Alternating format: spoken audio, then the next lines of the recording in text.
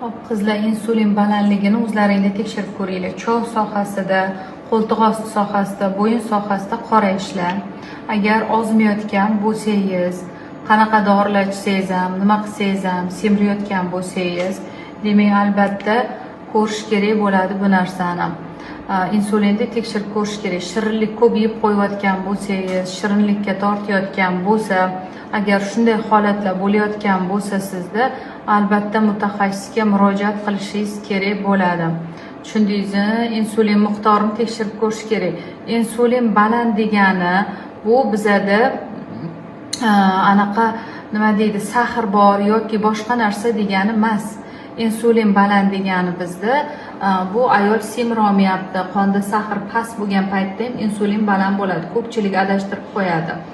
Asosiy belgilar ayol ozishga qiynalishi, ishtahani oshib ketishi, terida qora dog'lar tushishi.